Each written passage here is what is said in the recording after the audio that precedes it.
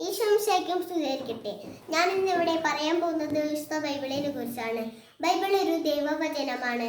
മനുഷ്യനോട് സംസാരിക്കുന്നതിനു വേണ്ടി ദൈവം മനുഷ്യന്റെ ഭാഷയിൽ മനുഷ്യ ഗ്രന്ഥകാരന്മാരിലൂടെ എഴുതിയ പുസ്തകമാണ് വിശുദ്ധ ബൈബിൾ. 1500 വർഷങ്ങൾ കൊണ്ട് 47 ഗ്രന്ഥകാരന്മാർ ദൈവിക നിവേശനത്താൽ ഹിബ്രു, ഗ്രീക്ക്, അർമായിക് എന്നീ ഭാഷകളിൽ എഴുതി 73 പുസ്തകങ്ങളുടെ സമാഹാരമാണ് വിശുദ്ധ ബൈബിൾ. പഴയ നിയമത്തിൽ 46 പുസ്തകങ്ങളും പുതിയ നിയമത്തിൽ 27 പുസ്തകങ്ങളും ഉണ്ട്.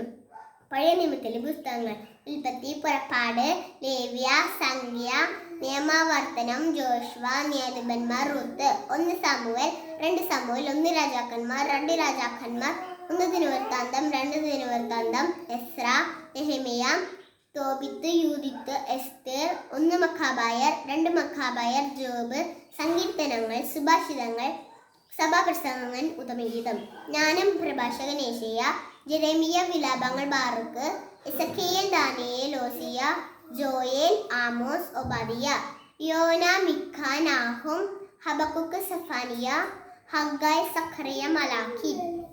പുതിയ നിയമത്തിലെ പുസ്തകങ്ങൾ: മത്തായി, മാർക്കോസ്, ലൂക്ക, യോഹന്നാൻ, അപ്പസ്തോലന്മാരുടെ പ്രവർത്തനങ്ങൾ, റോമ, 1 കൊരിന്തോസ്, 2 കൊരിന്തോസ്, ഗലാത്തിയ, എഫെസോസ്, ഫിലിപ്പി, കൊളോസോസ്, 1 തെസ്സലോനിക്ക, 2 തെസ്സലോനിക്ക, 1 തിമോത്തിയോസ്, 2 തിമോത്തിയോസ്, തീത്തോസ്, ഫിലേമോൻ, ഹെബ്രായർ, യാക്കോബ്, 1 പത്രോസ്, 2 പത്രോസ്, 1 യോഹന്നാൻ, 2 യോഹന്നാൻ, 3 യോഹന്നാൻ, യൂദാസ്, വെളിപ്പാട്. Thank you.